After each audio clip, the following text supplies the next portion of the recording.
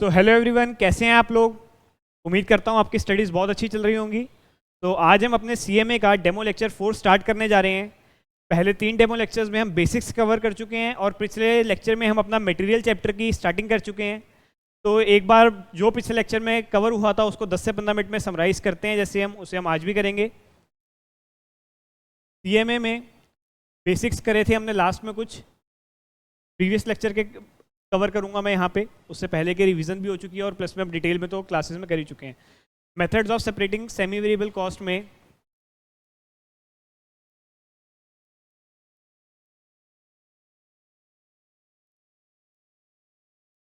हम equation method या least square method उसको कवर कर चुके हैं, जिसमें आपको बताया था y is equal to mx plus C.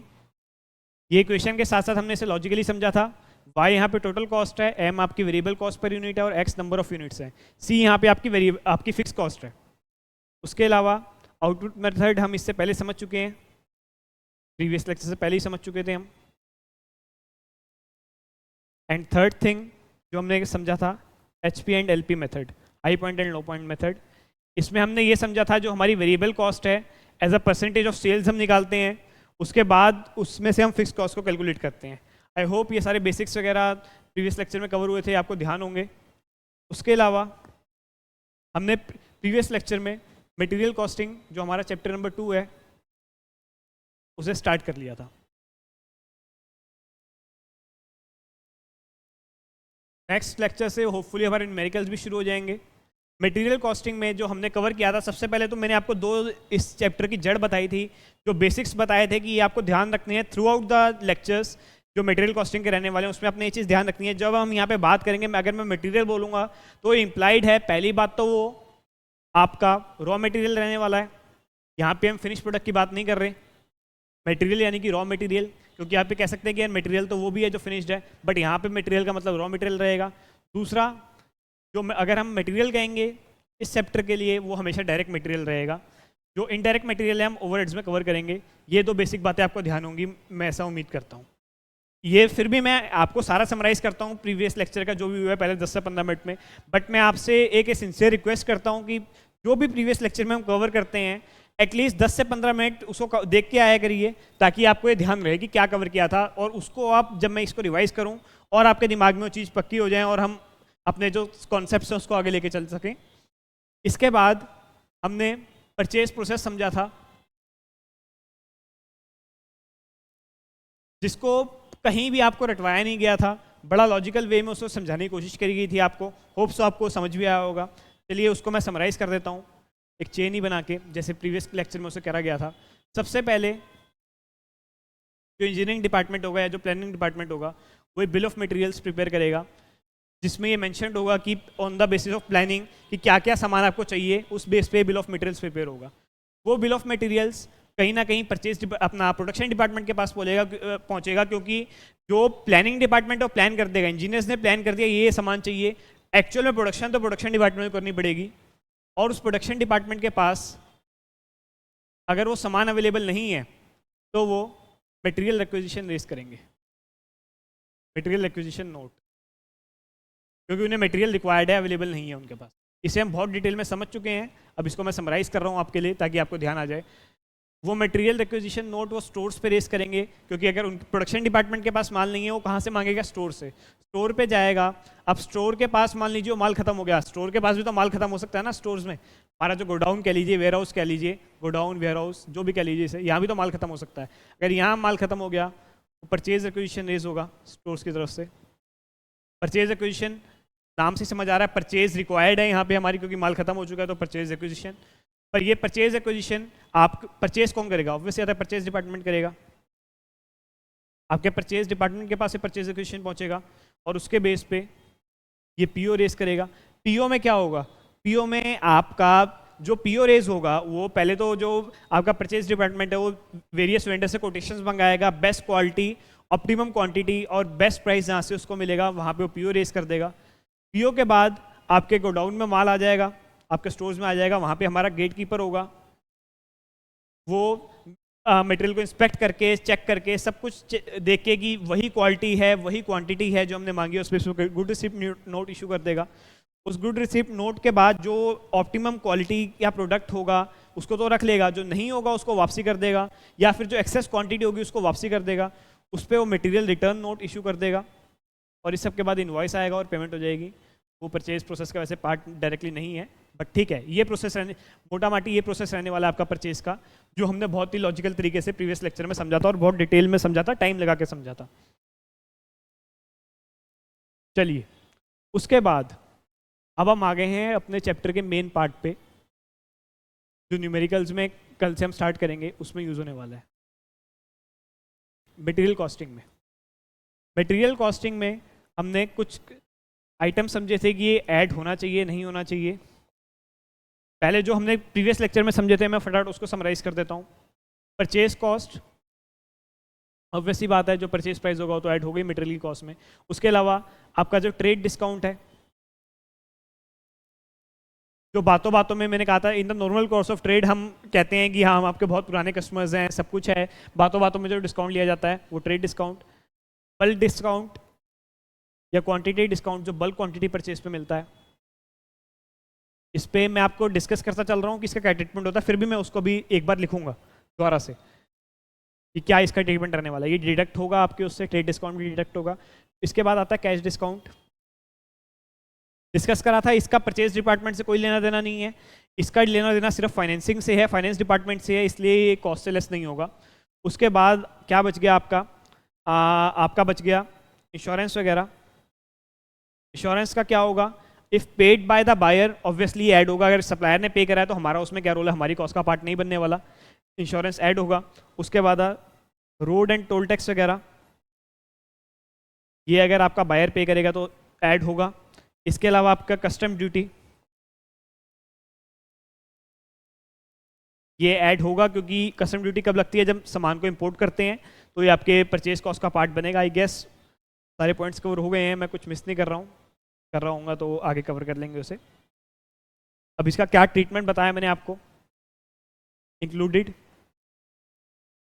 In material costing, deducted, deducted, no treatment. और इसमें अब आप ये समझे रिवीजन का हम कितना डिटेल में लेके जाते हैं उसमें भी। इसमें अगर ये पहले से डिडक्ट हो चुका है, यानी कि ये नेट परचेज कॉस्ट गिवन है, तब ये डिडक्ट नहीं होगा। और अगर ग्रॉस परचेज कॉस्ट गिवन है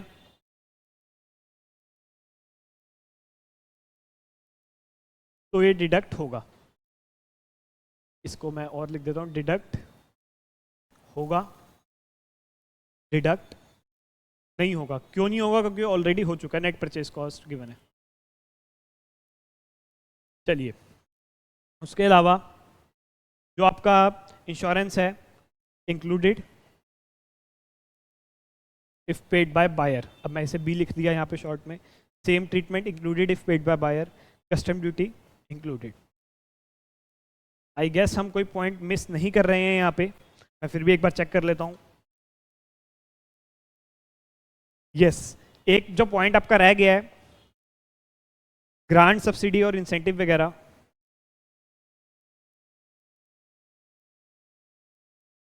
इसका क्या ट्रीटमेंट होना चाहिए। ऑब्वियसली बात है, आपको गवर्नमेंट देती है, मान लीजिए ई व्हीकल्स पे दे रही है, तो जो हमारे लिए कॉस्ट है वो तो ऑब्वियसली कम हो गई ना। जब गवर्नमेंट ने हमें सब्सिडी दे दी, एक मटेरियल की कॉस्ट का पार्ट हमें गवर्नमेंट पे कर चुकी है, तो हमारे लिए तो वो कॉस्ट कम हो गई, तो ऑब्वियस सी बात है ये हमारी उससे कॉस्ट से डिडक्ट हो जाएगा, डिडक्टेड। इसमें भी चेक कर लीजिएगा, अगर ऑलरेडी डिडक्ट हो चुका है तो दोबारा मत कर दीजिएगा। मीन्स बहुत लॉजिकल चीज़ें हैं, आपने देखते हुए चलना है कि किस वे में चीज़ें चल रही हैं। अगर लॉजिक्स के साथ पढ़ेंगे कॉस्टिंग में, आपको 90+ लाइन से कोई नहीं रोक सकता, और हम यही अपना टारगेट लेके चल रहे हैं, टारगेट 90+। चलिए, अब ये सब वो हो गया, मैं वही देख रहा था कितनी देर में हमने रिवाइज कर लिया। पहले 10 मिनट में हमने प्रीवियस लेक्चर को पूरा समराइज कर लिया। चलिए, अब इसमें हम कुछ नए पॉइंट्स कवर करने जा रहे हैं।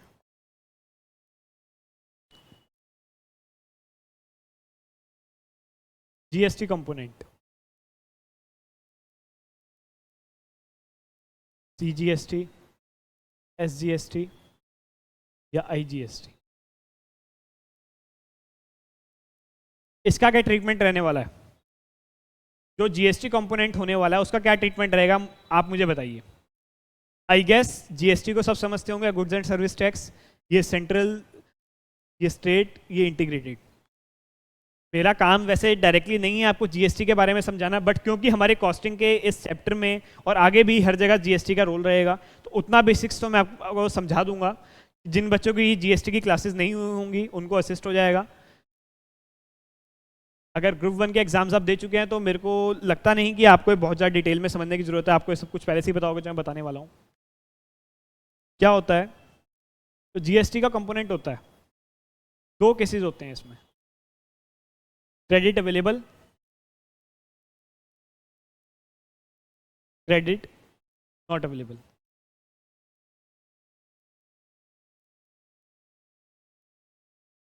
अब एक क्रेडिट अवेलेबल और क्रेडिट नॉट अवेलेबल क्या होता है, मैं ये समझ के बताऊंगा कि आप वो स्टूडेंट हैं जिसने अभी अपनी आईडीटी की क्लासेस नहीं ली हुई, तो आपको नहीं पता कि जीएसटी का ट्रीटमेंट कैसे होता है, मैं आपको वो समझते हुए बताऊंगा।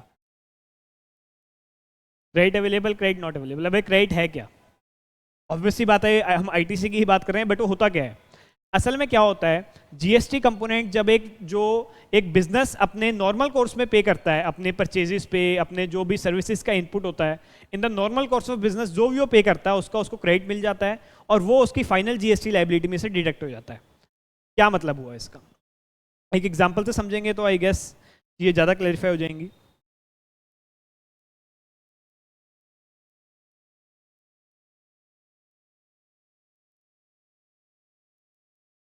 मान लीजिए हमारी एक फैक्ट्री है,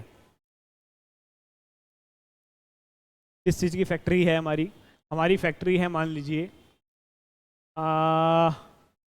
मोबाइल्स बनाने की। सेलिंग प्राइस है हमारा 10,000, जीएसटी लायबिलिटी है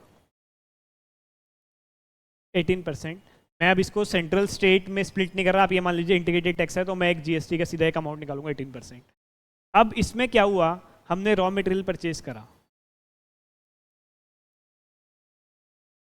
मान लीजिए रॉ मटेरियल आपने परचेज करा 5,000 रुपीज़ का, और उस पर आपने जीएसटी पे करा 18% के हिसाब से। बहुत छोटा सा और बहुत सिंपल एग्जांपल लेके चल रहा हूँ ताकि जो हमारा पर्पस है कॉन्सेप्ट समझने का वो सॉल्व हो जाए। इससे ज़्यादा यहाँ पे इसको एग्जांपल को लेने का कोई पर्पस नहीं है। क्या होता है, अगर आपने जो जीएसटी पे करा 5,000 का 18% कितना हो गया आपका? आई गेस 900 रुपीज़ हुआ। कैलकुलेटर चलिए 900 ही हुआ। 900 रुपीज़ आपने जीएसटी पे करा इस पर। अब दो केस हो सकते हैं।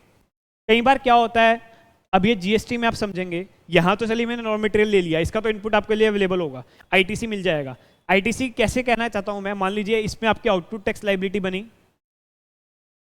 जो आप कस्टमर से कलेक्ट करेंगे। जीएसटी आपको पता है एक इनडायरेक्ट टैक्स है। इनडायरेक्ट टैक्स क्या? डायरेक्ट टैक्स वो होता है जो डायरेक्टली हमारी इनकम पे लगता है, जिसे कहते हैं income tax, wealth tax. Indirect tax क्या होता है, मान लीजिए आप कोई प्रोडक्ट परचेज कर रहे हैं, आप बायर हैं, मान लीजिए आप सप्लायर से कोई प्रोडक्ट परचेज कर रहे हैं, एक वेंडर से कोई प्रोडक्ट परचेज कर रहे हैं, वो आपको बिल बना के देगा 10,000 रुपये का प्रोडक्ट प्लस में 1,800 जीएसटी, वो आपसे 11,800 रुपये कलेक्ट करेगा और वो 1,800 रुपये आपके बिहाफ पे गवर्नमेंट को पे कर देगा। यानी कि पे तो आप ही कर रहे हैं, अल्टीमेटली उसका बर्डन आपके पास ऊपर ही आ रहा है, बट इनडायरेक्टली पे कर रहे हैं गवर्नमेंट को, किसी इंटरमीडिएट के थ्रू पे कर रहे हैं, तो उस केस में उस इनडायरेक्ट टैक्स कहा जाता है। यानी कि जीएसटी हमारा इनडायरेक्ट टैक्स है। अब जो भी ये मोबाइल की सेल होगी इस पे जीएसटी हमें कलेक्ट करना पड़ेगा कस्टमर से। इनडायरेक्ट टैक्स क्या है, क्योंकि ये लायबिलिटी अल्टीमेटली कस्टमर पे फॉल हो रही है उस टैक्स की, बट कलेक्शन हमें करना पड़ेगा, डिपॉजिट हम करेंगे कस्टमर के बिहाफ पे। अब ये आउटपुट टैक्स लायबिलिटी आएगी 1,800 रुपये जो हम कस्टमर से कलेक्ट करेंगे और गवर्नमेंट को पे करेंगे। बट क्या हुआ इस सिनेरियो में, 1,800 रुपये तो हम पे करेंगे, बट जो हमने इनपुट्स वगैरह लिए थे उस पर सामने वाले ने, जो वेंडर था, उसने भी तो हमसे जीएसटी चार्ज करा।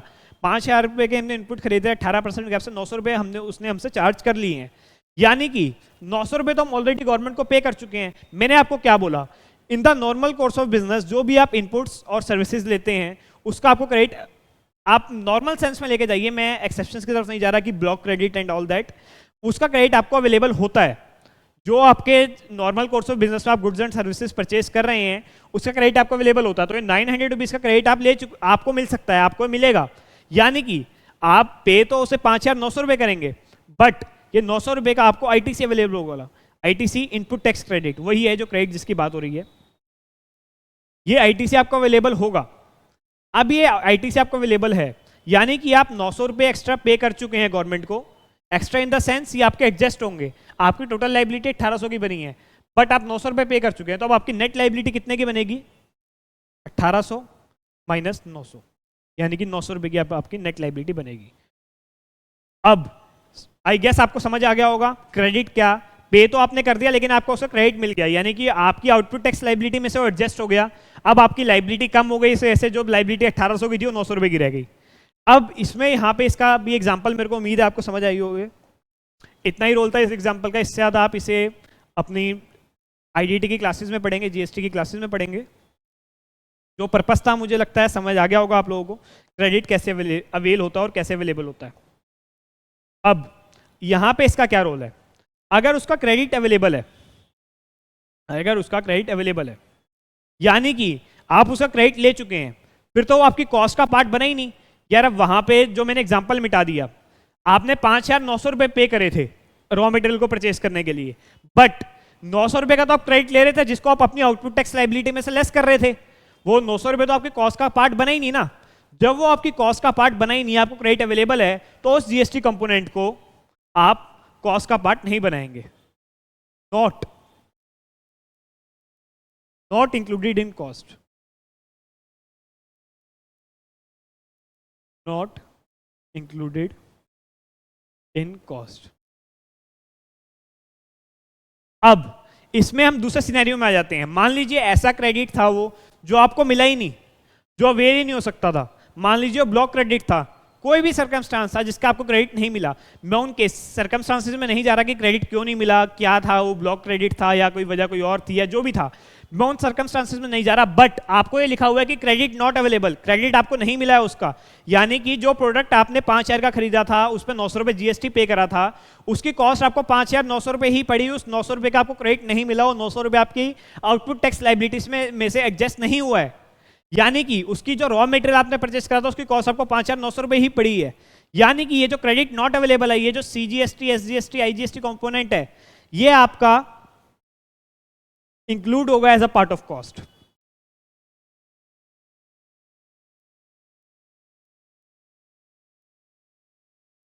आई गेस आपको इस चीज समझ आ गई होगी। मैं फिर भी इसे एक बार शॉर्ट में दोबारा आपको, हम कॉन्सेप्ट्स में कहीं बच्चे सोचते हैं कि 70-80 आवर्स की क्लास है, कॉन्सेप्ट्स में कमी रहेगी। कॉन्सेप्ट्स में कहीं भी कमी नहीं रहेगी, ना ही क्वेश्चन सॉल्विंग में कमी रहेगी। बस बात इतनी सी है, हम चीज़ों को 2-2, 3-3 बार रिपीट भी करेंगे, बट हम अपनी क्लास में कोई भी टाइम पास नहीं करने वाले। बिल्कुल टू द पॉइंट बात होगी, आलतू फालतू बातें नहीं होंगी, कोई यहाँ पे एक्स्ट्रा आपको चीज़ों को भी डाइवर्ट नहीं किया जाएगा। आपको सिर्फ और सिर्फ यहाँ पे सीए इंटर का स्टूडेंट जो होता है वो इतना सिंसियर होता है, वो समझता है कि उसकी प्रायोरिटी क्या है, वो क्लास में आ रहा है, पढ़ने आ रहा है, टाइम पास करने नहीं आ रहा। तो इस वे में क्लासेस चलती हैं, तो बहुत टाइमली भी कोर्स होता है और बहुत इफेक्टिवली भी होता है। अब इसमें क्या था, आपका जीएसटी की बात करते हैं, मैं इसको इसी वे में लिख देता हूँ, सीजीएसटी, एसजीएसटी और आईजीएसटी। क्या है? क्रेडिट अवेलेबल या क्रेडिट नॉट अवेलेबल।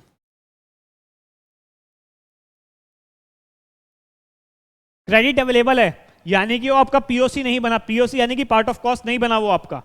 जब वो आपका पार्ट ऑफ कॉस्ट बना ही नहीं, उसका आपने क्रेडिट ले लिया, उसको आपने अपनी आउटपुट टैक्स लाइबिलिटी में से एडजस्ट कर लिया, तो वहां पे वो मटेरियल की कॉस्टिंग में कॉस्ट का पार्ट नहीं बनेगा, कॉस्ट का पार्ट नहीं बनेगा। अब यहां पे क्रेडिट मैंने दोनों जगह अवेलेबल लिख दिया, यहां पे क्रेडिट नॉट अवेलेबल है।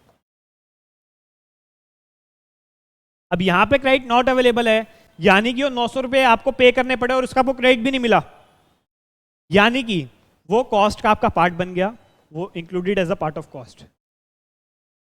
आई होप आपको ये समझ आ गया होगा। स्टिल कोई डाउट है तो आप कमेंट सेक्शन में लिखिएगा इस पॉइंट के रिगार्डिंग, क्योंकि कुछ बच्चे होते हैं जिन्होंने अपना आईडीटी की क्लासेस नहीं ली होती, तो उन्हें कन्फ्यूजन होती है। मैं इसे और क्लैरिफाई करूंगा आने वाले लेक्चर्स में, और नहीं तो आपको अपने टेक्स्ट वाले लेक्चर्स में जो आप लेंगे आईडीटी के, उसमें और चीज़ें क्लैरिफाई हो जाएंगी। चलिए, ये वाला पॉइंट हमारा कवर हो चुका है। अब नेक्स्ट पॉइंट जो हम कवर करने वाले हैं वो होने वाला है कंटेनर्स वगैरह के रिगार्डिंग, कि कंटेनर्स वगैरह का क्या ट्रीटमेंट होता है, कॉस्ट ऑफ कंटेनर्स वगैरह का।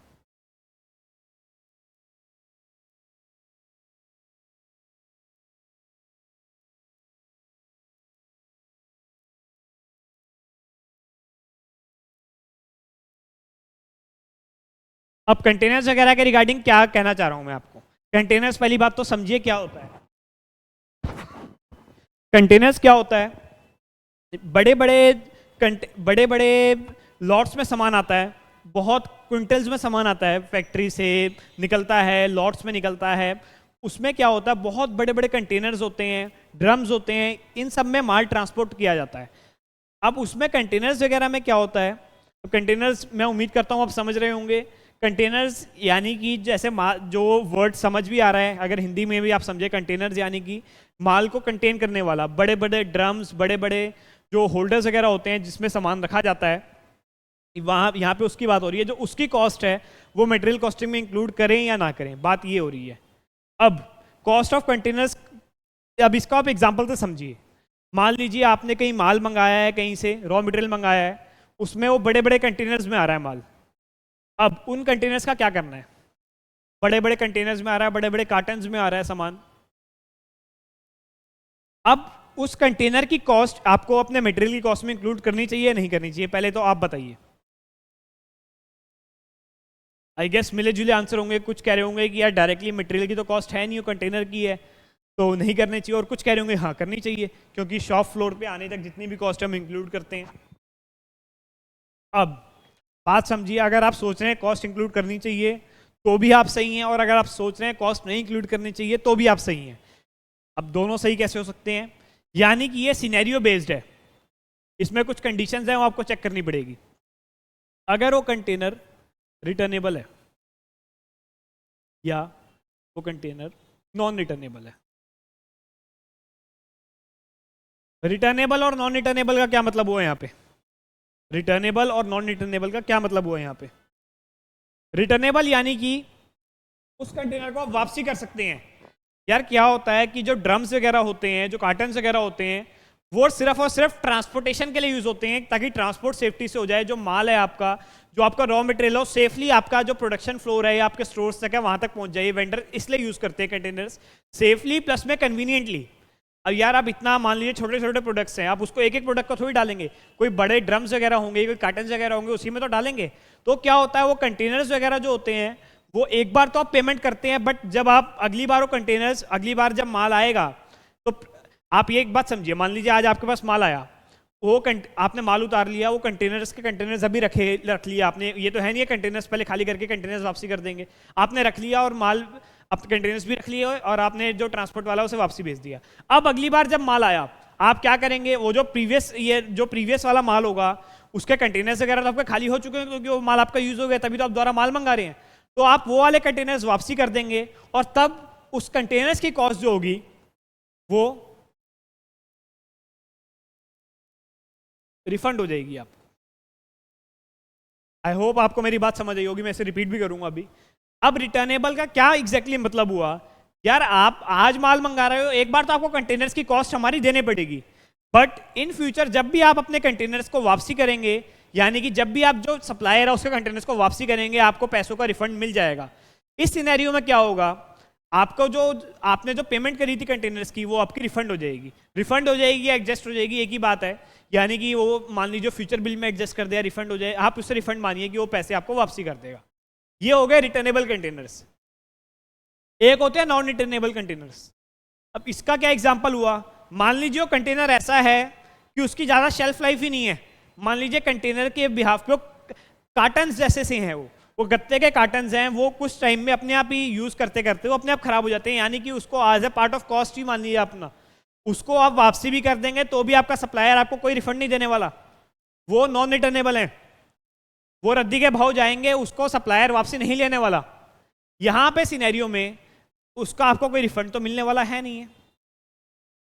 चलिए ये भी बात समझ आ गई, उसका रिफंड नहीं मिलेगा आपको। आप ये समझिए कि एक तरह से पेरिशेबल है वो कंटेनर्स, उस कंटेनर को वापसी करके कुछ नहीं होने वाला, वो कंटेनर्स बेकार हो गए हैं अब। इतना सिनेरियो समझ आ गया। अभी हमने कॉस्टिंग में क्या होगा इसका ट्रीटमेंट, हमने इसकी कोई बात नहीं करी है। अब आप मुझे बताइए, ये मैंने आपको कॉन्सेप्चुअली चीज बता दी है क्या है, क्या होती है। अब आप बताइए रिटर्नेबल कॉस्ट के कॉस्ट ऑफ रिटर्नेबल कंटेनर जो है वो आपको ऐड करनी चाहिए या नहीं करनी चाहिए, and cost of non returnable container उसकी कॉस्ट आपको ऐड करनी चाहिए या नहीं करनी चाहिए। आप बताइए मुझे क्या करना चाहिए और क्या नहीं करना चाहिए।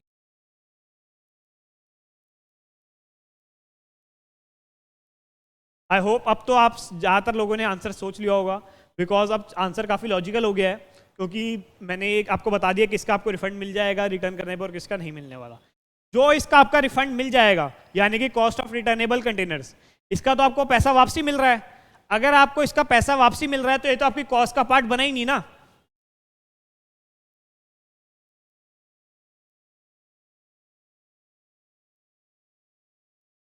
जिसका पैसा आपको वापसी मिल गया वो तो आपकी कॉस्ट का पार्ट बना ही नहीं।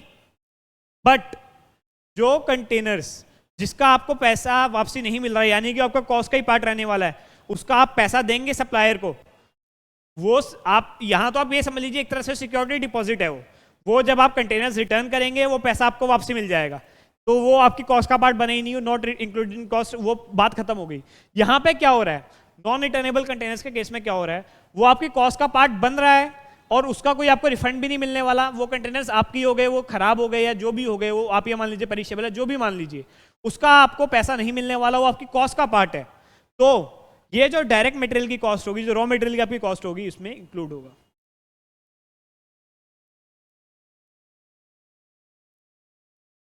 आई होप आपको ये कॉन्सेप्ट समझ आ गया होगा। कॉन्सेप्ट में हम पूरी जान लगा देते हैं तो होपफुली आपको ये सारे कॉन्सेप्ट जो मैं आपको समझा रहा हूँ वो समझ आ रहे होंगे। चलिए एक बार इसको मैं दोबारा समराइज कर देता हूँ।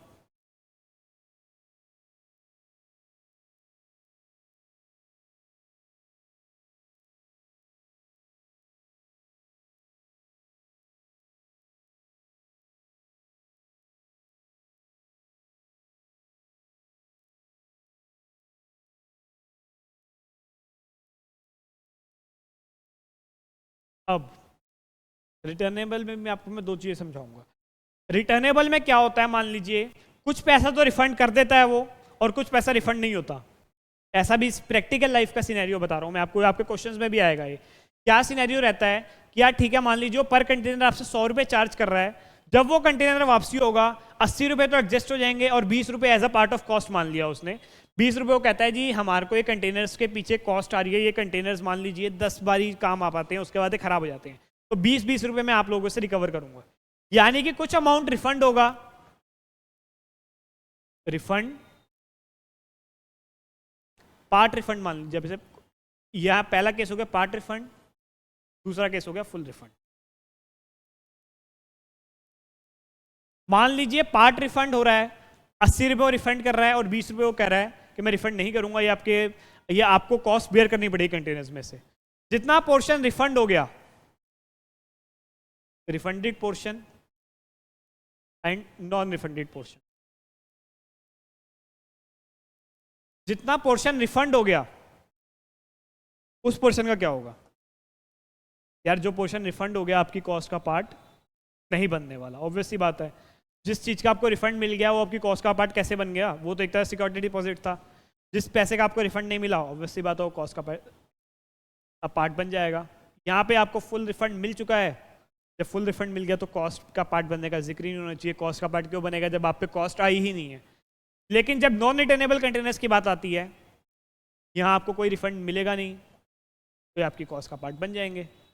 कहाँ मुश्किल है यार, कॉस्टिंग बहुत लॉजिकल चीज़ें हैं। अगर आप प्रैक्टिकली एग्जाम्पल से समझें और लॉजिक्स के साथ चलें तो आपको कहीं भी कोई दिक्कत नहीं आएगी। ये इंक्लूड होगा कॉस्ट में, ये क्योंकि यहाँ पे रिफंड मिल गया कॉस्ट में इंक्लूड नहीं होगा। पार्ट रिफंड में जितना रिफंडेड पोर्शन हो कॉस्ट में इंक्लूड नहीं होगा, बट जो रिफंड नहीं होगा वो कॉस्ट में इंक्लूड।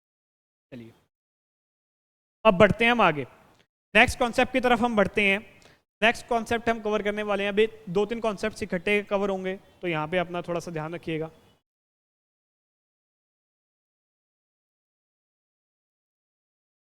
डीमरेज चार्जेस,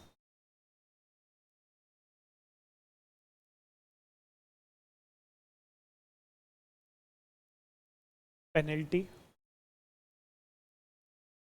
और तीसरा एक चीज और है वो है डिटेंशन चार्जेस।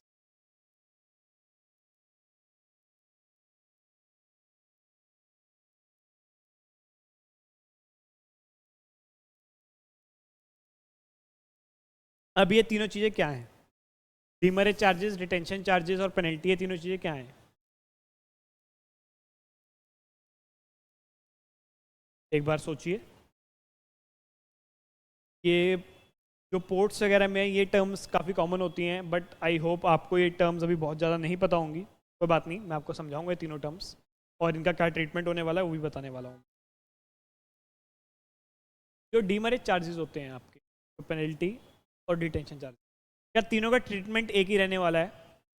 वो ट्रीटमेंट क्या होगा वो आपको अपने आप समझ आ जाएगा जब मैं एक वर्ड बोल दूंगा, बट मैं अभी वो वर्ड नहीं बोलने वाला। पहले मैं आपको इसका मतलब समझाना चाहता हूँ। डीमरेज चार्जेस क्या होते हैं? डीमरेज चार्जेस क्या होते हैं?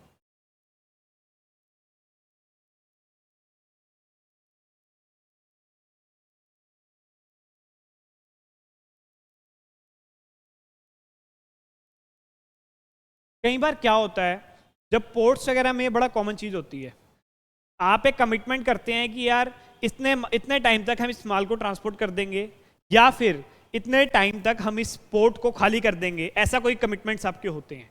टाइम बाउंड, असल में हर चीज़ की कॉस्ट होती है। अगर आपने पोर्ट में सामान रखा हो उसके भी एक कॉस्ट है।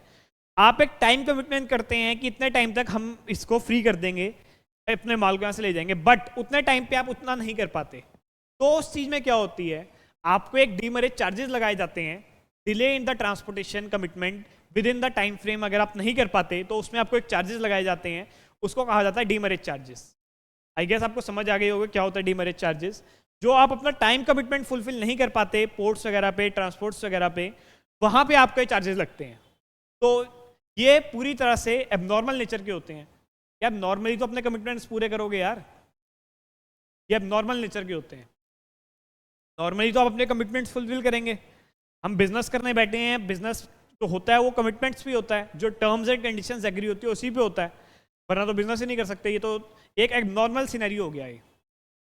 अब मुझे लगता है आप लोग वैसे भी समझ गए होंगे क्या हुआ यहाँ पे। अगर एबनॉर्मल सिनेरियो है, कॉस्ट में क्या ट्रीटमेंट होना चाहिए, चलिए उसको डिस्कस करेंगे अभी। पेनल्टी क्या होती है? पेनल्टी यार किसी भी चीज़ पे लग सकती है। आपने कोई लॉ अवॉइड नहीं करा, या कुछ ऐसा आपने माल के लोडिंग वगैरह में, लोडिंग अनलोडिंग में कुछ ऐसा कर दिया जो इलीगल था, उस सिनेरियो में आपको पेनल्टी लग गई। ऑब्वियस सी बात है, रोज हम एक लॉ अवॉइडिंग सिटीजन है, ये पेनल्टीज वगैरह रोज तो लगवाते नहीं होंगे, ये भी एबनॉर्मल खर्चा है आपके लिए। जब ये खर्चा भी आपके लिए एबनॉर्मल है। तीसरा खर्चे की बात है डिटेंशन चार्जेस। ये क्या होता है?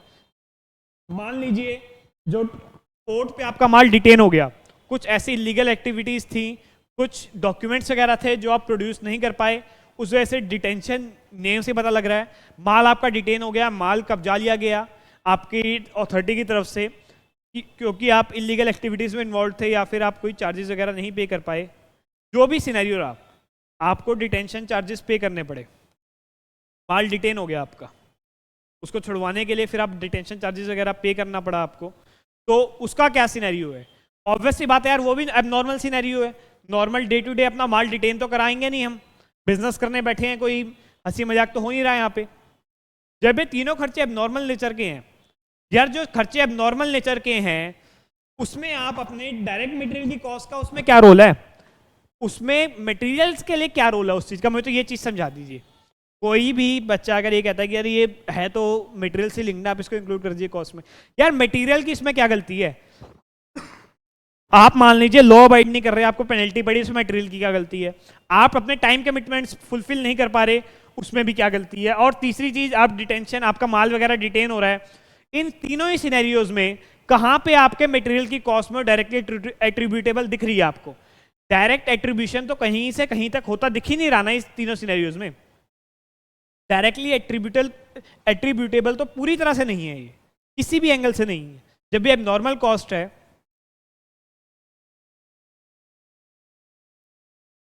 Not included as a part of cost, ये आपका डायरेक्ट मटेरियल की कॉस्ट में नहीं इंक्लूड होगा। ये इसका कंक्लूजन है। हमने तीनों का मतलब भी समझ लिया, ये भी समझ लिया क्यों ये तीनों एबनॉर्मल नेचर के हैं, और जब ये तीनों एबनॉर्मल नेचर के हैं ही हैं तो ये कॉस्ट में इंक्लूड नहीं होंगे। हमने ये चीज़ भी समझ ली है। होप सो आपको इस चीज समझ आ गई होगी। स्टिल एक बार दोबारा समराइज कर देता हूं। डीमरेज चार्जेस, रिटेंशन चार्जेस, तीसरी चीज आपका पेनल्टी। ये तीनों चीजें अब नॉर्मल नेचर की है। आपके मटेरियल को कहीं से लेके कहीं तक एट्रीब्यूटेबल है ही नहीं है, उसकी कॉस्ट नहीं है। जब ये अब नॉर्मल नेचर की है, आपके मटेरियल के लिए एट्रीब्यूटेबल नहीं है, तो ये not included as a part of cost. POC not included as a part of cost. Hope आपको ये भी कॉन्सेप्ट समझ आ गया होगा।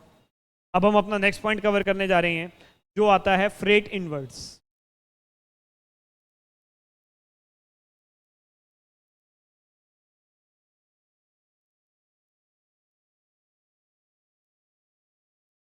अब फ्रेट इनवर्ड्स क्या है आपका?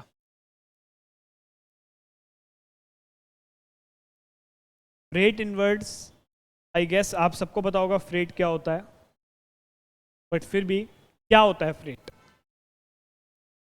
जो आप सामान मंगा रहे हैं, जो भी ट्रांसपोर्टेशन एजेंसी से आएगा या फिर पोर्ट से आएगा या किस भी वे ऑफ ट्रांसपोर्ट से आएगा, उसका आपको भाड़ा तो लगेगा कुछ। फ्रेट यानी कि भाड़ा, वो ट्रांसपोर्टेशन चार्जेस जो आपको लग रहे हैं, वो फ्रेट इनवर्ड्स, मटेरियल मंगाने के इनवर्ड्स, यानी कि वो मटेरियल आपके गोडाउन में आ रहा है, आपके प्रोडक्शन फ्लोर पे आ रहा है, उस मटेरियल को अपने प्रोडक्शन फ्लोर पे मंगाने के लिए, अपने स्टोर में मंगाने के लिए जो आपको भाड़ा लगेगा, वो इंक्लूड होगा आपकी पार्ट ऑफ कॉस्ट में।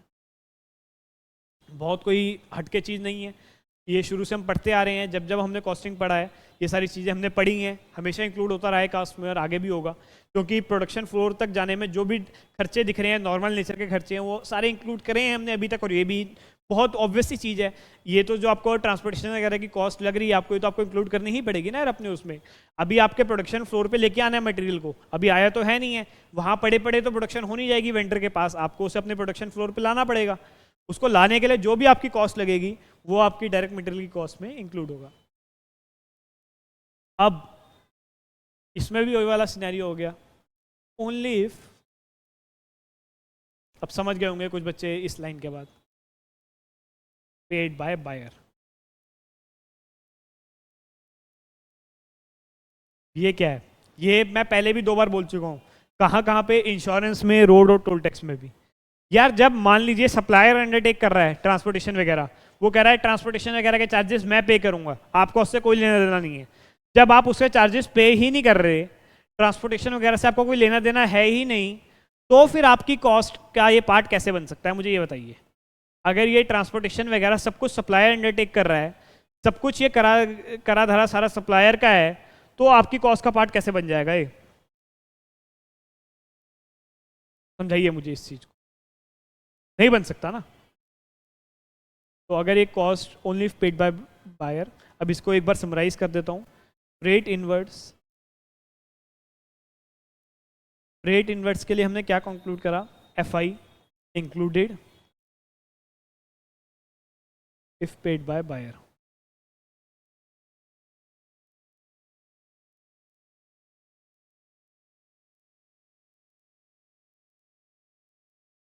अब एक चीज मैं आपको और क्लैरिफाई करना चाहूंगा, मैंने बता दिया मेरे, लेकिन दिमाग में आ रहा है कुछ बच्चों को डाउट आ सकता है। मैं कोशिश करके चलूंगा जितना मेरी समझ से मैं आपके डाउट्स अपने आप ही सॉल्व कर सकूं, वो बहुत बेटर है, आपको पूछने की जरूरत ही ना पड़े। स्टिल कमेंट सेक्शन आपके लिए खुला है, जो भी आपके डाउट्स हैं आप पोस्ट करा करिए, बट स्टिल मेरे को लगता है ये डाउट बच्चे पूछेंगे।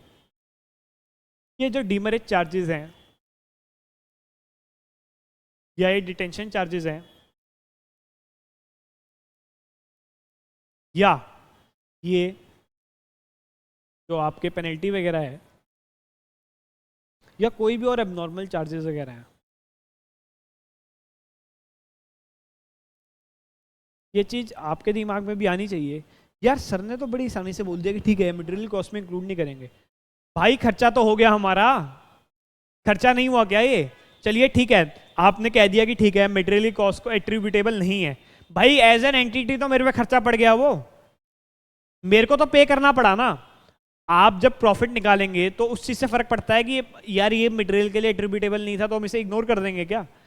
आप पे तो ये खर्चा आ गया, आपके तो प्रॉफिट को इम्पैक्ट करने वाला है ये। तो अल्टीमेटली जब आपने इसे मटेरियल की कॉस्ट में इंक्लूड नहीं करा तो इसका ट्रीटमेंट क्या है? यार आपके दिमाग में आना चाहिए क्वेश्चन, और आया भी होगा मेरे ख्याल से कुछ स्टूडेंट्स के।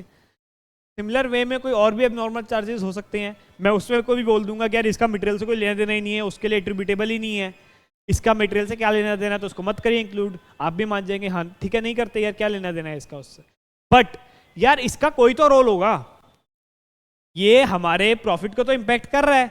ऑब्वियस सी बात है, हमें जो कॉस्ट लग रही है, जो चार्जेस लग रहे हैं, जो एबनॉर्मल हो, नॉर्मल हो, पेनल्टी हो, जो मर्जी हो, आपके प्रॉफिट को तो इम्पैक्ट कर रहा है वो, तो उसका क्या ट्रीटमेंट बनता है? तो अब आप समझिए, मटेरियल की कॉस्ट में तो इंक्लूड नहीं होगा, ये नहीं होगा, क्योंकि उसके लिए कोई लेना देना नहीं है मटेरियल से इसका। बट जो भी आपका P&L अकाउंट वगैरह बनेगा ना एज एन एंटिटी, वहां पे ये खर्चा जाएगा। होप सो सारे जो आपके मन में डाउट्स वगैरह आ रहे होंगे वो क्लियर हो गए होंगे। डायरेक्टली आपका जो हम मटेरियल की कॉस्ट निकाल रहे हैं, यहाँ पे हम पार्ट्स कर रहे हैं, अभी हम मटेरियल की निकाल रहे हैं, फिर हम लेबर निकालेंगे, फिर हम ओवरहेड्स निकालेंगे, फिर ओवरहेड्स को एलोकेट करेंगे। यानी कि हम जो मटेरियल की कॉस्ट निकाल रहे हैं उसमें तो ये इंक्लूड नहीं होगा, बट ओवरऑल जब आप एंटिटी लेवल पे P&L बनाएंगे, कॉस्टिंग P&L बनाएंगे, अब यहाँ पे कॉस्टिंग P&L बोलते हैं हम उसे, P&L की जगह बात वही है, मतलब वही है, वैसे ही बनेगा, सारी चीजें वैसी रहने वाली हैं। जब हम P&L अकाउंट बनाएंगे तो वहां पे तो इसको ट्रीटमेंट देना पड़ेगा ना, वहां पे तो डेबिट साइड में आएगा, debit all the expenses, credit all the income, वहां पे तो ये लेस होगा ना आपके प्रॉफिट में से। ये चीज आप समझ जाइए। मेरे को लगता है कुछ बच्चों को डाउट आया भी होगा, तो मैंने उसे क्लैरिफाई कर दिया। सिमिलर वे में कैश डिस्काउंट की हमने बात करी थी कि इसका हमारे मटेरियल कॉस्ट से कोई लेना देना नहीं है यार, लेकिन कैश डिस्काउंट का भी तो यही लॉजिक बनता है उसका भी तो यही लॉजिक है, वो भी तो आपकी इनकम हुई। आपने ठीक है, आपने उससे ये कह दिया कि फाइनेंसिंग कंपोनेंट है, फाइनेंस डिपार्टमेंट से लिंक्ड है, जो परचेज डिपार्टमेंट है, प्रोडक्शन डिपार्टमेंट है, उसका इससे कोई लेना देना नहीं है, सारी बातों से एग्री हो रहा हूँ मैं भी। बट वो आपकी इनकम बन गई, उस इनकम का कोई ना कोई ट्रीटमेंट तो आपको देना पड़ेगा ना। ऐसे तो आप बोल के नहीं निकल सकते कि हाँ ठीक है यार कि भाई इसका फाइनेंस से लेना देना है, इसका आपका परचेज से कोई लेना देना नहीं है, तो हम इसको इग्नोर कर देते हैं। इसका सेम बात है, मटेरियल की कॉस्ट से तो उसका कोई लेना देना नहीं होने वाला, एम कॉस्ट लिख दिया मैंने, मटेरियल की कॉस्ट से कोई लेना देना नहीं है। बट जो आपका P&L अकाउंट बनेगा, कॉस्टिंग P&L, वहां पे क्रेडिट होगा, ये यहाँ पे डेबिट होगा। अब वही है, डिस्काउंट है, इनकम है, debit all the expenses, credit all the income, ये आपकी इनकम में ऐड हो जाएगा। होप सो ये कॉन्सेप्ट आपको समझ आ गया होगा। जो भी आपके नॉर्मल चार्जेस वगैरह हैं, डीमरेज चार्जेस हैं, डिटेंशन चार्जेस हैं, पेनल्टीज वगैरह है, वो आपके मटेरियल कॉस्ट में नहीं आएंगी, बट वो आपके ओवरऑल जब एंटिटी लेवल पे आप P&L अकाउंट वगैरह बनाएंगे वहां पे तो जाएंगी।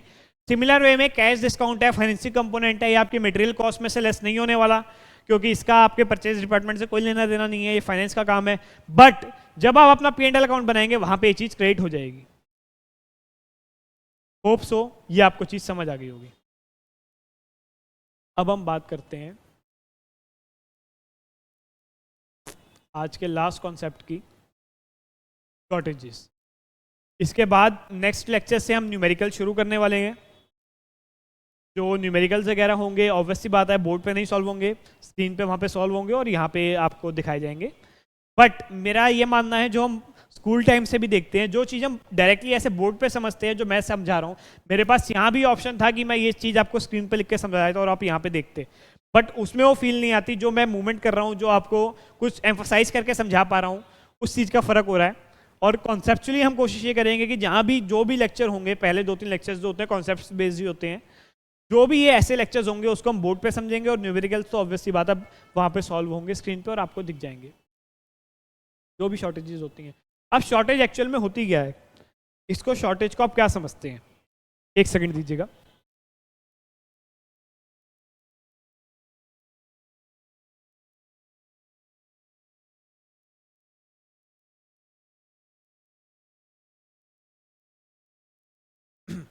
शॉर्टेज क्या होती है? नाम से ही समझ आ रहा है, शॉर्टेज यानी कि मान लीजिए आपने 100 लीटर कुछ मंगाया था, 100 किलो मंगाया था, 100 ग्राम मंगाया था, 100 ग्राम, चलिए ज़्यादा छोटी क्वांटिटी हो जाएगी। कुछ आपने क्वांटिटी मंगाई थी बट उतनी क्वांटिटी ना आकर क्वांटिटी कम रही आपके पास, यही होती है शॉर्टेज। अब शॉर्टेज को कैसे डील किया जाए? शॉर्टेज दो तरह की हो सकती है, या तो नॉर्मल होगी या एबनॉर्मल होगी।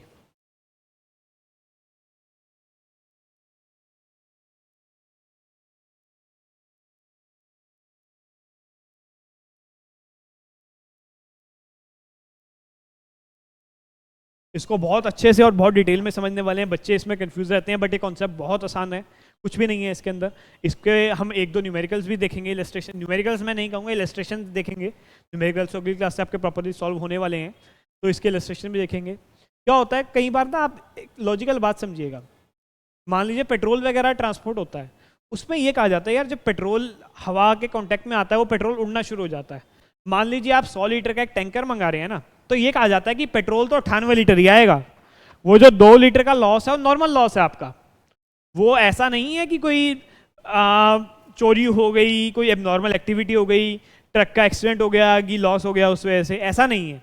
वो आपका नॉर्मल कॉस्ट का पार्ट है, वो नॉर्मल लॉस है आपका, आप उसे कंसीडर करते हुए चलते हैं। जब आप 100 लीटर पेट्रोल मंगा रहे हैं तो आप प्रिपेयर्ड हैं, आप प्रिपेयर्ड हैं कि पेट्रोल तो 98 लीटर ही आने वाला है, 2 लीटर तो ट्रांसपोर्टेशन के दौरान ही उड़ जाएगा। ये वो वाली शॉर्टेज है, इसका क्या ट्रीटमेंट होना चाहिए। और दूसरी शॉर्टेज, मान लीजिए चोरी हो गई, मान लीजिए उस टैंकर में अनफॉर्चुनेट किसी सर्कमस्टांस में, गॉड फॉरबिड, कोई एक्सीडेंट वगैरह हो गया उस टैंकर का और आग लग गई और पूरा का पूरा पेट्रोल आपका, पेट्रोल का टैंकर जल गया, आपके पास कुछ नहीं पहुंच पाया। उस सिनेरियो में क्या करना चाहिए? अब मैंने आपको इसको पेट्रोल के एग्जांपल से समझा दिया, बट आप इसे दूसरे जो भी रॉ मटेरियल वगैरह की फॉर्म में आप उसे लेके जा सकते हैं। एक, क्योंकि पेट्रोल का एग्जांपल नॉर्मल लॉस में समझाना बड़ा आसान होता है, क्योंकि पेट्रोल को हम सब समझते हैं कि ये कहा जाता है कि पेट्रोल उड़ जाता है, हवा के कांटेक्ट में आने के बाद पेट्रोल उड़ जाता है, बहुत लॉजिकल चीज़ है, इसलिए मैंने आपको एग्जांपल इस वे में समझाया। और भी हो सकते हैं कि नॉर्मल लॉस है, वो आपके बिजनेस के नेचर की वजह से लॉस है, वो आपको पहले से ही पता है, वो आपका एंटिसिपेटेड है वो आपको पता है कि ये लॉस आपका होने वाला है, तो उस लॉस का क्या करना चाहिए? अब ये नॉर्मल लॉस है ना, ये तो आपका इंक्लूड हो जाएगा as a part of cost, but अब ये जो एबनॉर्मल लॉस है नॉट इंक्लूड।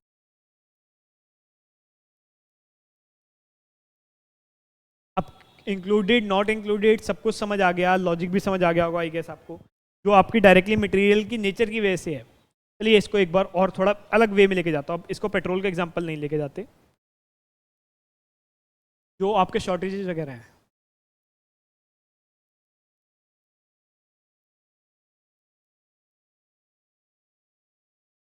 नॉर्मल है। अब मटेरियल के एग्जांपल से लेके जाऊंगा मैं, मटेरियल कॉस्टिंग पढ़ देंगे। अब नॉर्मल है, नेचर ऑफ मटेरियल ऐसी है कि वो उसके लिए होता है शॉर्टेज, वो इसकी मटेरियल की नेचर में इंक्लाइंड है, उसी की वजह से है ये शॉर्टेज, आपको एंटिसिपेटेड है और उसी की वजह से है, यानी कि ये आपकी कॉस्ट में इंक्लूड होनी चाहिए, मटेरियल के लिए एट्रीब्यूटेबल है ये। अब एग्जांपल के लिए आप इसके पेट्रोल से बेस्ट एग्जांपल नहीं हो सकता, बट आपको मैंने इसे मटेरियल से लिंक करके बता दिया है कि वो मटेरियल की कॉस्ट में क्यों इंक्लूड हुई, क्योंकि वो मटेरियल की नेचर में इंक्लाइंड है, उसका पार्ट है मटेरियल का। ये आपको एंटिसिपेटेड है, आप मटेरियल मंगा रहे हो, आपको पता है कि इतनी नॉर्मल शॉर्टेज होने वाली है, अगर वो नॉर्मल लॉस है, नॉर्मल शॉर्टेज है तो इंक्लूड होगा। अब नॉर्मल नेचर का है तो it won't be included at any cost, ये आपका कॉस्ट में इंक्लूड नहीं होने।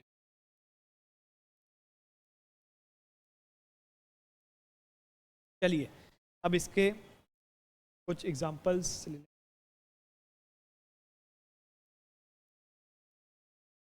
होप सो आपको पॉइंट समझ आ गया होगा। इसके अब मैं 2 इलस्ट्रेशन लेना चाहूँगा।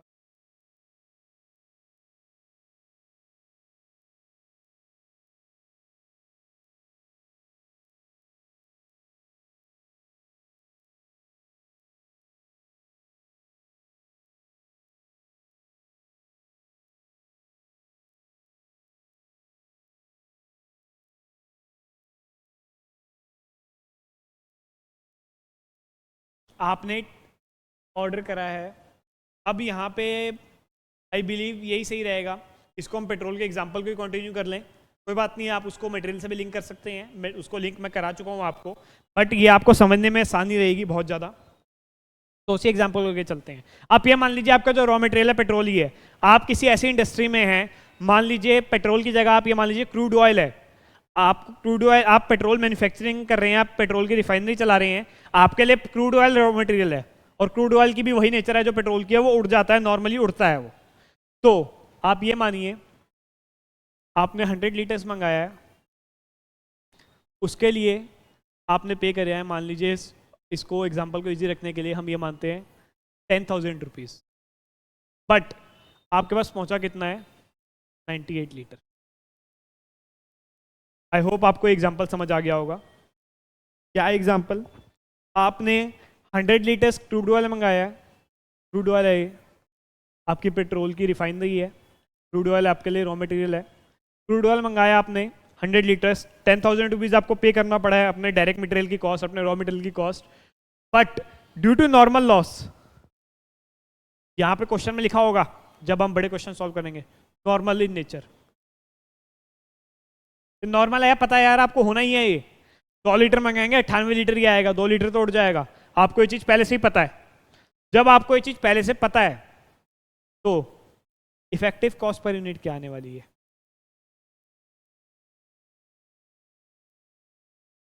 इतना तो समझ आ गया कि इंक्लूड होगा कॉस्ट में, इतना तो आप समझ रहे हैं, नॉर्मल लॉस है, included as a part of cost, business का पार्ट है, बिजनेस का पार्ट है, प्लस में मटेरियल के लिए इंक्लाइंट है, मटेरियल के लिए एट्रीब्यूटेबल है, वो चीज़ें सारी क्लैरिफाई हो गई आपकी। बट कैसे आपको आप इसको इंक्लूड करेंगे, मुझे बताइए तो सही। अब इसकी कॉस्ट कैसे आप इंक्लूड, आपको कॉस्ट तो इंक्लूड करनी है। जो 100 लीटर सामान मंगाया था उसकी कॉस्ट आपको आया 98 लीटर, और आपको बट ये पूरा अमाउंट इंक्लूड करना है। अब आप वो कैसे करेंगे वो आपके ऊपर है। तो यहाँ पे क्या ट्रीटमेंट होगा उसका, जो हम इफेक्टिव कॉस्ट निकालेंगे ना पर यूनिट, वहां पे हम 10,000 ही लेंगे, बट यूनिट हमारी 98 आ गई, यानी कि कॉस्ट आपकी वही रही, जो आपकी क्वांटिटी है 98 आ गई। अब आपने क्या करा, वो जो मान लीजिए फॉर एग्जांपल एक्स्ट्रा आपके 2 लीटर के कितने रुपए हो गए, बस ठीक है। तो जो आपके एक्स्ट्रा, आप ये समझ लीजिए जो भी आपके एक्स्ट्रा पैसे थे यहाँ पे 200 रुपये, 200 रुपये जो आपके एक्स्ट्रा थे, वरना ये 9800 रुपये होने चाहिए थे, बट जो आपके 200 रुपये एक्स्ट्रा थे, उन 200 रुपये को आप क्या कर रहे हैं, बची हुई जो 98 यूनिट्स है उनमें पोर्शन कर रहे हैं। आई गेस आप मेरी बात समझ पा रहे होंगे। क्या था, वरना नॉर्मली क्या होता, 98 यूनिट्स आपकी आई हैं, आपको इसकी 9800 कॉस्ट आनी चाहिए थी, बट आपकी कॉस्ट कितनी आ गई, आपकी कॉस्ट आ गई 10,000।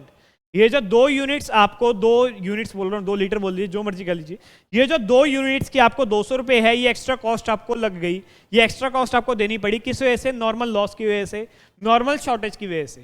तो आप इस 200 रुपये का क्या करेंगे, इस 200 रुपये को आप जितनी भी बची हुई आपकी गुड यूनिट्स हैं, यानी कि ये जो इफेक्टिव कॉस्ट पर यूनिट एक गुड यूनिट्स है, पर लीटर लिख दीजिए, पर यूनिट लिख दीजिए, ये गुड यूनिट्स में आप एलोकेट कर देंगे, यानी कि जो गुड यूनिट्स की कॉस्ट है उसमें आप उसको अपोर्शन कर देंगे जो आपके नॉर्मल लॉस की जो अमाउंट है, और इस बेसिस पे आपकी जो गुड यूनिट्स का अमाउंट है, जो नेट यूनिट्स का अमाउंट है, जो इफेक्टिव यूनिट्स का अमाउंट है, वो इन्फ्लेट हो जाएगा।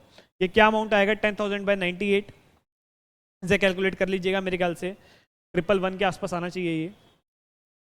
आई होप ये 111 के आसपास आ रहा होगा अमाउंट, मैं फिर भी एक बार आपके लिए कैलकुलेट कर देता हूँ इसे। अब इस बेस में आपने क्या करा,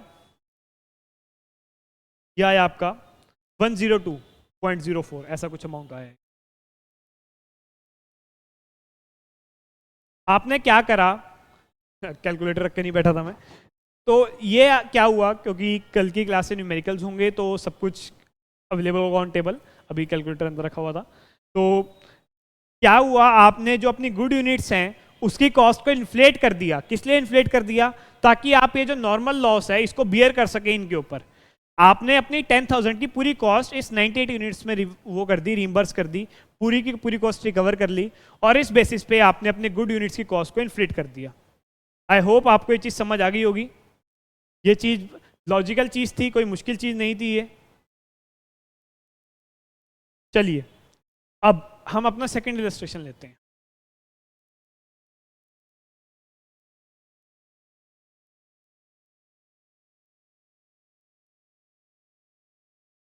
अब यहाँ पे तो रिवर्स कर देते, 100 लीटर्स ही मंगाया था,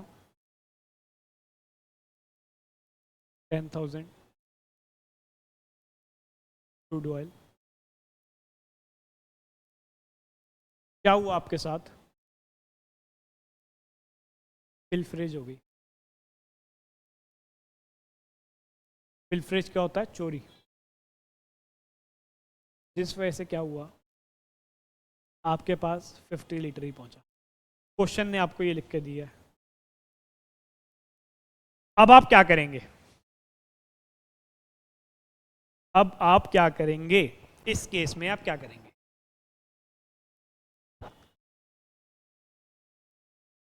सोचिए एक बार। अब आप उसे फायर भी मान सकते हैं, कुछ भी मान सकते हैं, बस मैंने फायर इसलिए नहीं लिया यहाँ पे कि फायर में यार आप भी कहेंगे सर क्या बात कर रहे हैं कि 50 लीटर बच जाएगा और 50 लीटर जल जाएगा, ऐसे कैसे हो सकता है? तो इसलिए मैंने इसे पिलफ्रेज ले लिया, चोरी ले लिया, जो भी मतलब नॉर्मल सिनेरियोज में शॉर्टेज हो सकती है वो ले लिया। अब यहाँ पे क्या होगा? यहाँ पे क्या करेंगे? ये जो शॉर्टेज वगैरह केस होता है ना, यूजुअली ये पर यूनिट ही निकालते हैं हम, क्योंकि या तो आपको गुड यूनिट्स में उसे अपोर्शन करना होगा। अपोर्शन करने का आपको तरीका बता दिया कि जो जो गुड यूनिट्स हैं, मान लीजिए 2 यूनिट्स आपकी ख़राब हो गई थी, 98 यूनिट्स में आपको टोटल कॉस्ट को रिम्बर्स करना पड़ेगा, क्योंकि जो आपका ये है नॉर्मल लॉस है, नॉर्मल लॉस है तो उसको पूरी जो यूनिट्स है उसको रिकवर करना पड़ेगा, यानी कि पूरा का पूरा 10,000 आपके मटेरियल की कॉस्ट का पार्ट बनाना है, तो जो गुड यूनिट्स है उनको रिकवर करना पड़ेगा। यहाँ तो आपको समझ आ गया, इसलिए इसे पर यूनिट ही निकाला जाता है। बाकी न्यूमेरिकल्स वगैरह करेंगे आपको चीज़ें और ज़्यादा क्लैरिफाई होंगी। यहाँ पे इंक्लूड होता है कॉस्ट में और एबनॉर्मल लॉस इंक्लूड नहीं होता कॉस्ट में, उस वे में आप इसको ज़्यादा समझिएगा। एग्जांपल आपकी क्लैरिटी के लिए है, इसको देखे कहीं भी कंफ्यूज मत होइएगा कि यहाँ इसे पर यूनिट क्यों निकाला, ये लॉजिकली पर यूनिट क्यों निकाला उसको भी वैसे मैं आपको समझा चुका हूँ, क्योंकि हमें गुड यूनिट्स में इसको अपोर्शन करना था जो टोटल कॉस्ट है, इसलिए हम इसे पर यूनिट लेके गए। अब यहाँ पे क्या होगा? यहाँ पे आप ये मान लिए यार इफेक्टिव कॉस्ट तो 10,000 बटा 100 यानी कि 10 रुपीज़ ही रहने वाली है, 100 रुपीज़ रहने वाली है। इफेक्टिव कॉस्ट तो 100 रुपीज़ ही रहने वाली है। और कितनी कॉस्ट हम रिकवर करने वाले हैं? Total cost of raw material कितनी होने वाली है हमारी? 50, 100। यहाँ पे तो हम 5,000 रुपीज़ रिकवर करने वाले हैं। बाकी 5,000 हमारी कॉस्ट में इंक्लूड नहीं होने वाला, आप ये समझिएगा। इफेक्टिव कॉस्ट पर यूनिट 100 आई, इसको आप इस वे में लेके चले जाइए। 50 गुड यूनिट्स हैं हमारे पास, यानी कि 10,000 100 का है तो 550 का 50 यूनिट्स का ये आ गया 5,000, ये आ गया 50, 100 रुपीज़ पर यूनिट आ गया आपका। और उसी वे में टोटल कॉस्ट जो आप रिकवर करने वाले हैं रॉ मटेरियल की, यहाँ 5,000 रिकवर होगी, 100 पर यूनिट होगी, यानी कि यहाँ पे तो आपने इसे इन्फ्लेट कर दिया। यहाँ पे कितनी कॉस्ट हो गई? Total cost of raw material, rounding off का डिफरेंस मैं इग्नोर कर रहा हूँ, 102.04 इंटू 98, जो आपका पूरा का पूरा 10,000 रिकवर हो गया है। बट यहाँ पे कितना रिकवर हुआ? यहाँ पे आपकी कॉस्ट में सिर्फ 5,000 रिकवर हुआ। ये जो 50 लीटर यानी कि 50 लीटर एक की कॉस्ट थी 10 रुपीज़, 100 रुपीज़, मैं बार बार 10 बोल रहा हूँ, एक की कॉस्ट थी 100 रुपीज़, यानी कि जो ये आपका 5,000 रुपीज़ था ये आपका डूब गया, ये आपका मटेरियल कॉस्ट में इंक्लूड नहीं होने वाला। आई होप आपको ये चीज़ें क्लैरिफाइड हो गई हैं, ये चीज़ें आपको समझ आ गई हैं। बहुत ज़्यादा मुश्किल नहीं है, ये चीज़ें कॉन्सेप्चुअल हैं थोड़ी सी, मैं मानता हूँ आपके लिए नया सब्जेक्ट है, ये समझ आएंगी धीरे धीरे करके।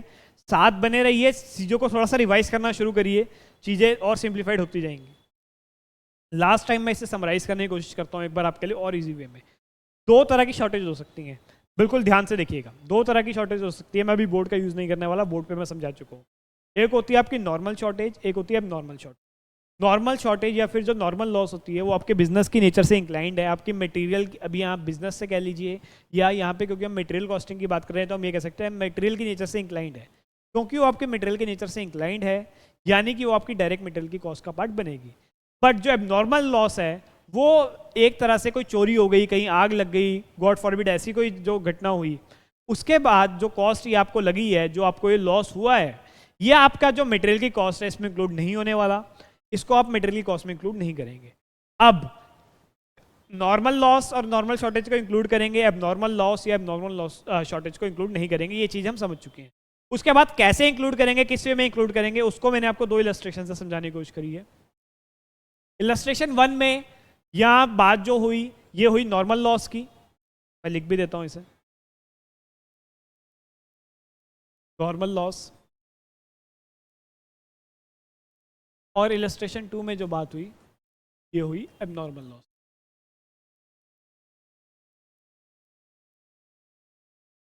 नॉर्मल लॉस में क्या हुआ, जो भी आपकी जो गुड यूनिट्स थी उनकी कॉस्ट पर यूनिट को आपने इन्फ्लेट कर दिया, ये रब हो गया है, 102 था आई गेस, चलिए इसका कोई मैटर नहीं है, समझ चुके हैं आप उस चीज़ को।